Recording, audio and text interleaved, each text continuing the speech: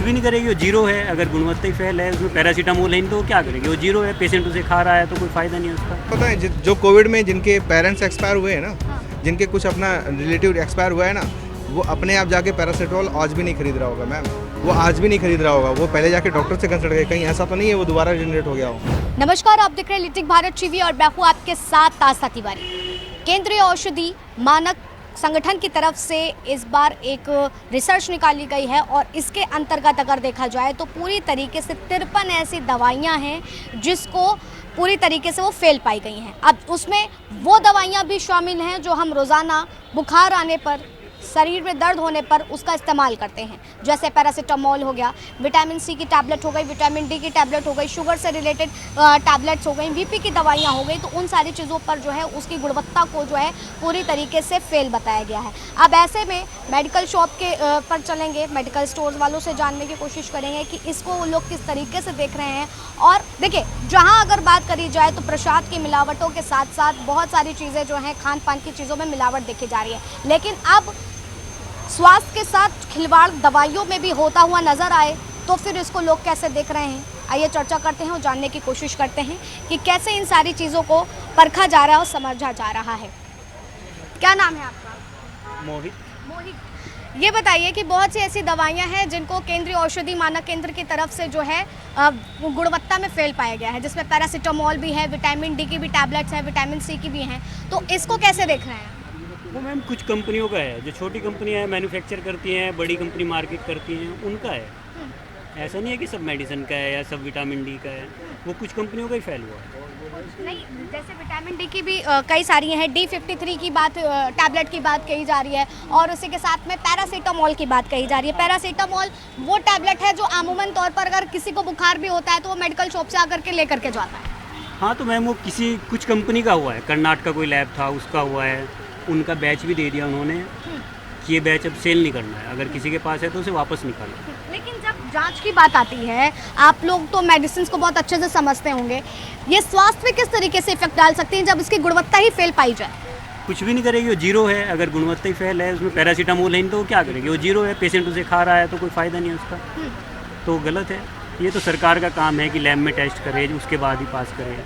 इस पर मतलब ऐसी टैबलेट्स को बैन करना चाहिए या फिर केवल फेल बताने के आधार पर छोड़ देना चाहिए, क्या लगता है? इस कंपनी को करना चाहिए ना टारगेट, जो भी कंपनी थी, जैसे कर्नाटक है, कोई भी एक कंपनी है, वो मैन्युफैक्चर था, वो बना रहा है तो उसे बैन करना चाहिए। अच्छा, मुझे ये बताइए कि दिन भर में पैरासीटामोल और ये तमाम जो टैबलेट्स के नाम निकल करके सामने आ रहे हैं, DS53 है और भी कई सारी टैबलेट्स हैं, कितनी इनकी बिक्री हो जाती है? पैरासीटामोल की तो बहुत ज़्यादा सेल है मैम, सबसे ज़्यादा पैरासीटामोल ही बिकता है, उसकी काफ़ी सेल है, और बाकी तो कम होता है। लेकिन पैरासीटामोल तो अमूमन सभी खा रहे हैं, जो भी आता है, दर्द बुखार हुआ पैरासीटामोल ले दो। मैम दवाइयाँ लेने आए हैं? नहीं मैम, दवाई लेने नहीं आए हैं। अच्छा, ये एक मुझे एक जवाब दीजिए, अगर बुखार होता है आपको या शरीर में दर्द होता है तो कौन सी दवाई ज़्यादा प्रेफर करते हैं? मैं फर्स्ट ऑफ ऑल मेरा प्रेफरेंस रहता है कि जो प्री मेडिकल है, वो जो प्री मेडिसिन का मेडिकल होता है जिसको बोलते हैं, वो हम लोग पहले फर्स्ट ऑफ ऑल करते हैं, जिसको मतलब फर्स्ट एड एक्टिविटी बोलते हैं। तो फर्स्ट एड एक्टिविटी में हम लोग पहले वो देखते हैं, उसके बाद हम लोग सेकंड, अगर वो नहीं फर्स्ट एड एक्टिविटी में क्या है, नॉर्मल पैरासीटामोल और डोलो हो गई, 650 हो गई, लाइक दैट, तो वो ये बुखार के लिए करते हैं। दूसरी बात, फिर इसके बाद अगर नहीं फीवर जाता है, 2 से 3 दिन हो जाता है, तो वायरल पीरियड में वो कंसिडर हो जाता है। आफ्टर वायरल कंसिडर होने के बाद फर्स्ट अटेम्प्ट जो होता है उसमें आप पैरासीटामोल, डोलो, इस तरीके की चीज़ों का दवाई को आप प्रेफर करते हैं, है ना? लेकिन अभी एक रिसर्च हुई है, उसमें पाया गया है कि 53 ऐसी दवाइयां हैं जो गुणवत्ता में फेल पाई गई हैं और उसमें सबसे पहला नाम अगर किसी का है तो वो पैरासीटामोल ही। तो क्या वाकई ऐसी दवाइयां जो पूरी तरीके से स्वास्थ्य के साथ खिलवाड़ करती हुई नजर आई, उसको कैसे देखें? नहीं, first of all I want told you regarding for this ma'am, कि आप कह रही हैं गुणवत्ता में फेल पाई गई। गुणवत्ता इट मीन इफिकेसी।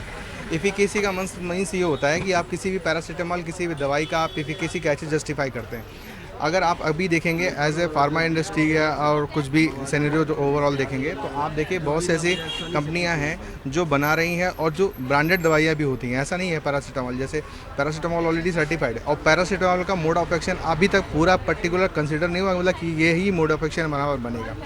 जब पैरासीटामोल का मोड ऑफ एक्शन देखा जाए तो वो कभी कभी सर दर्द में भी काम करती है, ठीक है। पैरासीटामोल कभी कभी पेन किलर में भी काम करती है। पैरासीटामोल हमारे डाइजेशन को भी काम करने इफेक्ट करती है, क्योंकि हमको काफ़ी थकान की वजह से हम लोग को फीवर हरारत होती है तो हम लोग डाइजेशन की वजह से लेकिन केंद्रीय औषधि मानक केंद्र तो इस बात को साबित करता हुआ दिख रहा है कि विटामिन डी की टैबलेट्स हैं, विटामिन सी की है, D53 है या पैरासीटामोल है, शुगर की कई दवाइयां हैं जो पूरी तरीके से गुणवत्ता में फेल पाई गई हैं और अभी भी वो मार्केट में बिक रही हैं, तो उस पर कहीं ना कहीं एक्शन होनी चाहिए। नहीं, आप एक्शन लेना है। देखिए गवर्नमेंट ने जो डिसीजन लिया है तो कुछ ना कुछ सर्टिफाइड किया होगा।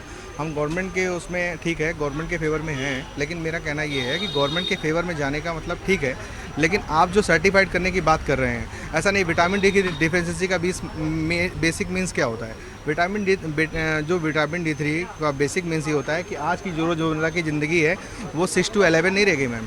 वो आदमी आजकल देर से उठता है तो जो सनलाइट की किरण जो आ रही है उससे मेथिलकोबालामाइन की कमी हो जाती है, ठीक है। क्योंकि अगर सनलाइट की डायरेक्ट किरण, आप 11 बजे सो के उठे, आपकी डायरेक्ट सनलाइट की किरण की पड़ी तो आपके अंदर जो मेथिलकोबालामाइन बन रहा है ना, जनरेट हो रहा है ना, वो डिग्रेड हो जाएगा। तो क्योंकि मेथिलकोबालामाइन डायरेक्ट सनलाइट में जाकर के डिग्रेड हो जाता है। लेकिन ठीक है, तो विटामिन डी आपकी बात सही है, लेकिन मुझे ये चीज़ समझाइए क्योंकि आपको दवाइयों की काफ़ी ज़्यादा नॉलेज है, मुझे लगता है आप दवाइयाँ जो है सेल्स करते हैं। नहीं ma'am, because I am medical representative from this. हाँ, ठीक है, आप उससे बेहतर अच्छा कौन सकता है। लेकिन जब मेरा सवाल ये है कि जब इन सारी चीज़ों के ऐसे स्वास्थ्य के साथ जब खिलवाड़ होता हुआ नजर आए, कोई भी कंपनियां अगर उसको मैन्युफैक्चर कर रही हैं, उसको बना रही हैं, तो ऐसी चीज़ों पर क्या होना चाहिए? क्योंकि कहीं ना कहीं तो वो बॉडी पर इफेक्ट करेगा अगर गुणवत्ता में फेल पाई गई तो। आपकी बात सहमत करता हूँ, लेकिन स्वास्थ्य के लिए, जैसे आपने बोला है कि स्वास्थ्य के लिए खिलवाड़ हो रहा है, तो स्वास्थ्य के लिए खिलवाड़ होने का मतलब ये पेशेंट अवेयरनेस जो है उसको कम करना पड़ेगा। आप बेसिकली समझिए मैम, आपसे मैं पूछता हूँ, अगर आपको बुखार आएगा तो आप सबसे पहले क्या करेंगे? पैरासिटामोल टेबलेट लेंगे। आपको किसने बताया ये बात? आपको किसने बताया ये बात? आपको उसने बताया कि ये आपकी अवेयरनेस ने बताया। आप गूगल से पढ़े, यहाँ से पढ़े, तो आपने ये नहीं किया मेरे को बुखार आया मैं डॉक्टर के पास जाऊँ। आप अवेयरनेस हैं, आपको थोड़ा बहुत मेडिकल नॉलेज हुआ तो मैम अफजल गगड़ी छलकर वाला। हर घर में ऐसा ही होता है, हर घर का व्यक्ति जो है बुखार का सा बुखार आया, चलो मेडिकल स्टोर चलते हैं, दवाई ले लेते हैं। तो ये पेशेंट अवेयरनेस से प्रॉब्लम आ रही है। तो ये कैसे बदल सकती है? ना कि इसमें हमारा मेडिकल टीम, ना कि हमारे डॉक्टर को रिस्पॉन्सिबिलिटी। डॉक्टर हमेशा सही कंसल्टेंसी करता है, हमेशा सही करता है। मतलब आपका कहने का मतलब ये है कि अगर किसी को भी हल्का बुखार आए तो सबसे पहले वो डॉक्टर के पास जाए, दिखाए, चेकअप करवाए और उसके बाद ही मेडिसिन को। अभी एक मिनट, अभी आपने रिसेंटली सुना होगा 2020 में कि कोविड का केस आया, स्टार्टिंग में बुखार आया, ठीक है, तो लोगों ने उसको एज ए कैजुअल लिया। लेकिन जब वो बुखार कंसिडर काफ़ी दिन तक चलता रहा, फिर उसके बाद कफ, ये लाइक दैट हुआ, तो उसमें आप ये समझिए, आपने देखा होगा कि ये जो कंसिडर उन्होंने अपने हिसाब से कर लिया कि जब पैरासीटामोल ले रहे थे, एंटीबायोटिक ले रहे थे, तो वो बुखार और अप हो रहा था।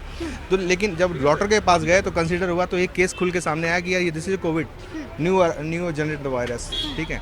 तो अब ऐसा क्या है, हम अपनी तरफ से डिसाइड नहीं कर सकते कि वायरस हो रहा है तो कौन सा है, क्योंकि हमारी बॉडी का सबसे बढ़िया फंक्शन है कि वो तुरंत रिवर्ट करती है। जैसे मान लीजिए कोई वायरस हमारी बॉडी के अंदर गया तो रिवर्ट करती है। रिवर्ट मीन्स सिम्पटम जनरेट करती है। वो सिम्पटम जनरेट कैसे करती है कि फीवर हो गया, उल्टी हो गई, वोमिटिंग हो गया, ठीक है, फटीग हो गया, तो ये हमारी बॉडी हमको सिम्पटम करती है कि यार तुमको ये ट्रिगर होते हैं। तो वो इस ट्रिगर से हमें तुरंत डॉक्टर के पास जाना चाहिए। फर्स्ट अवेयरनेस ये नहीं कि हमें जो गूगल से पढ़ा दे दिया। अब तो बहुत से ऐसे ऐप आ गई हैं मेडिकल वाली कि लोग घर में ही कंसल्ट कर लेते हैं, डॉक्टर से जाके कहने लग जाते हैं नहीं आप जो है ग्राहक को ही बरतनी पड़ेगी दवाइयों को लेने में, पेशेंट्स को भी जो है एहतियात बरतनी पड़ेगी। बिल्कुल बरतनी पड़ेगी मैम, बिल्कुल बरतनी। अभी आपको नहीं पता है, आईपी एड्रेस अगर आप पढ़ेंगे, इंडिगो फार्मा होता है, ठीक है, यूएस फार्मा होता है, तो ये जो फार्माकोपिया होता है ना, ये पढ़ना पड़ता है। तो ऐसा नहीं है कि ये डॉक्टर ने 15 साल ख़राब करे हैं अपने, तो ऐसा नहीं होता है कि वो इंडिगो फार्मा पढ़ के आया है, यूएसपी फार्मा पढ़ के, फार्माकोपिया पढ़ के आया है, तो कैसे पढ़ के आया है, क्या क्या ड्रग कैसे वर्क करता है। बहुत सारी चीज़ हो सकती है ना, डॉक्टर ने तो उसका रूल निकाल दिया, नियम निकाल दिया, लेकिन जो कंपनी उसका मैन्युफैक्चर कर रही है वो भी कहीं ना कहीं करप्शन के लिए भी तो चीज़ें देखी जाती हैं। नहीं, मैन्युफैक्चरिंग कर रही हैं तो करेक्शन करके, तो उसके लिए ड्रग इंस्पेक्टर बनाए गए ना हमारे यहाँ। जो ड्रग इंस्पेक्टर बनाए गए हैं वो उसको लेके आएंगे ना कि मतलब हमें ये पास करनी है नहीं करनी है। अब इतना बड़ा चैनल बनाया गया किस लिए? अब पेशेंट क्या करता है, हम ही चैनल है, हम ही मालिक हैं, हमें रास्ते। मुझे बताइए, जो भी पैरासीटामोल ग्राहक अभी खरीद रहे होंगे या जो भी इस वीडियो को देखेंगे, उनको आप क्या कहेंगे कि जाइए पैरासीटामोल खरीदिए या फिर पहले डॉक्टर को दिखाइए, उसके बाद आप जाइए मेडिकल स्टोर? वैसे होता है जो कोविड में जिनके पेरेंट्स एक्सपायर हुए हैं ना, जिनके कुछ अपना रिलेटिव एक्सपायर हुआ है ना, वो अपने आप जाके पैरासीटामोल आज भी नहीं खरीद रहा होगा मैम। वो अपने आप आज भी नहीं जाके, क्योंकि उसने वो पहला फीवर का जो अटेम्प्ट किया है ना, वो आज भी नहीं खरीद रहा होगा। वो पहले जाके डॉक्टर से कंसल्ट करे, कहीं ऐसा तो नहीं है वो दोबारा जनरेट हो गया हो। वो हमेशा दिमाग में क्वेरी बनी रहती है। वो जो पेशेंट अवेयरनेस है ना, उसको कम करना पड़ेगा मैम, फर्स्ट ऑफ ऑल।